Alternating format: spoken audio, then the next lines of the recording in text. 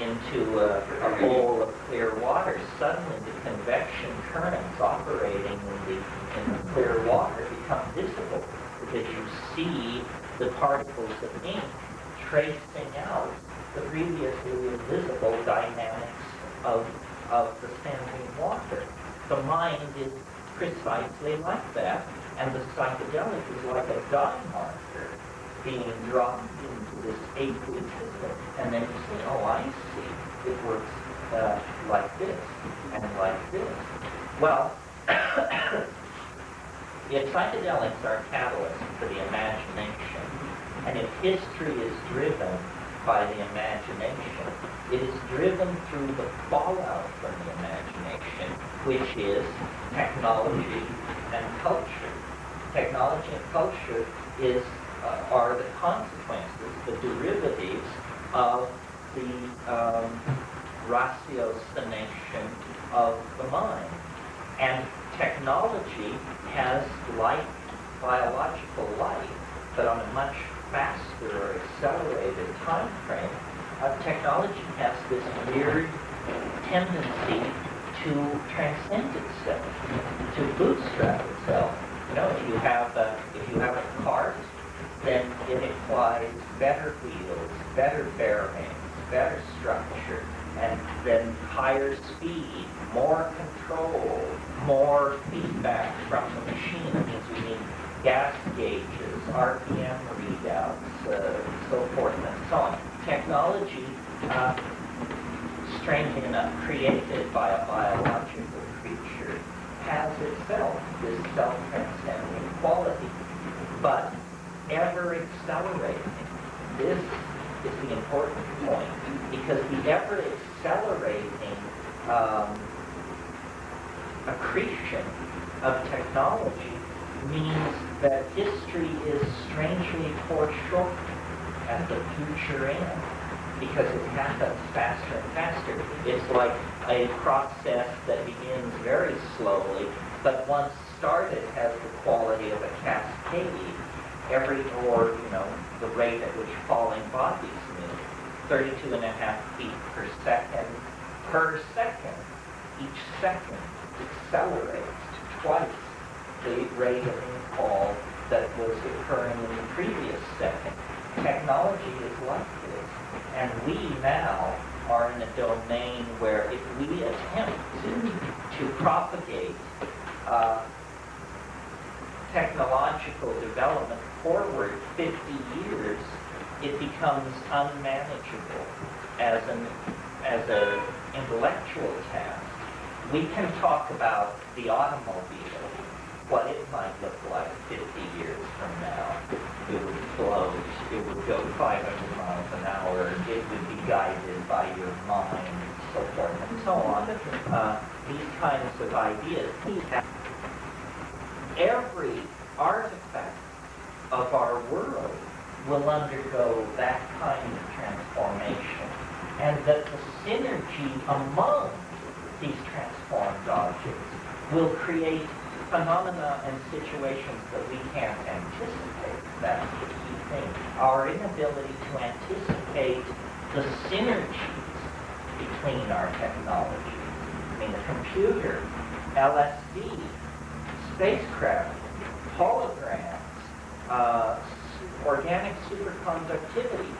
Those are just 6 areas where the integration of those concerns will produce unimaginable consequences. Yeah. Yeah, well, that's not what happened when Mary, I forget his name, tried to do with the psychedelic. He didn't push it too hard, too fast. Most people are not ready for it. So the government came and put everything into the illegal, and nobody did anything about it. So they're not ready. You mean you're referring to the 60s? Yes. Well, I'm not sure the people weren't ready. Clearly the government wasn't ready, and probably isn't ready today. The government is not ready to embrace psychedelics, but what the government of today, the way in which today's government differs from the 60s government, is there is a spreading sense of great uncertainty Government in the 1960s believed in what it was doing. Now, I think government exists simply to mitigate panic. But I believe the people already. The government most time don't understand. No, the people are ready, and the people then have to set the social agenda. A progressive society is a society where the social agenda is set by the people.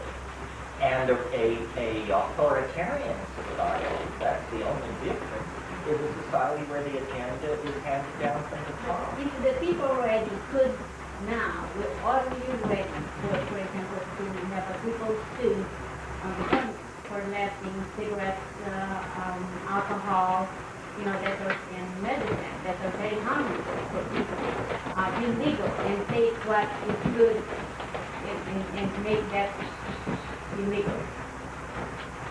Well, I go back and forth about this. Sometimes I think the best strategy with the government is to ignore it. The government is only as real as you think it is.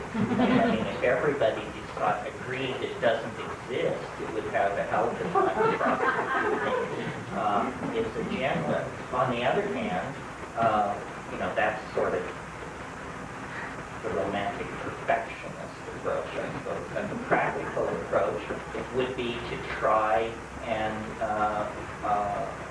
change the government's attitude. Well, for example, the suit wouldn't change it, but at least it would bring some awareness. Well, They would have to deal with it. it might change it. I mean, the government does follow, in some cases, its own rules. Usually when other people are watching.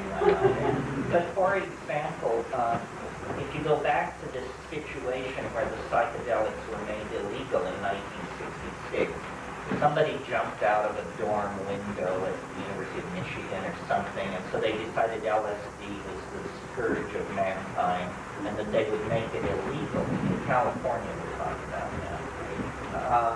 But they said, well, as long as we're making this hallucinogen illegal, let's make all hallucinogens illegal. So psilocybin was made illegal at the same time that LSD was. Well, no medical or social evidence was ever presented that there was anything wrong with psilocybin. In other words, the ordinary process of making a compound illegal is you hold hearings and you bring in medical data. This many people died, there were this many emergency room admissions, so on. Here is the RAP data, here's the profile on this. In the case of psilocybin, no medical or scientific data of any sort was ever presented to anybody. And it was made illegal in California. And when the feds came along 8 months later, decided to make all these things illegal nationwide, they said California already has a good, strong law. Let's just take the California language and drop it into the federal statute. So it would be possible, if you had $3 million to burn, to take a case to the Supreme Court and to fight the legal status of psilocybin on the grounds that no scientific evidence was ever presented there was anything wrong with it.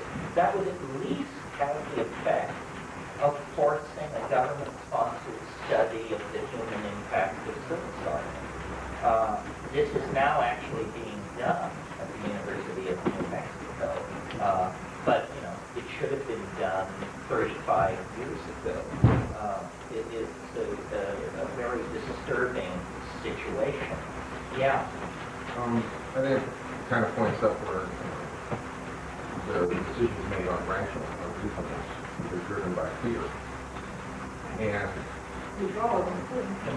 well, because loss of control is very fearful. And it's very fearful for most people to lose control.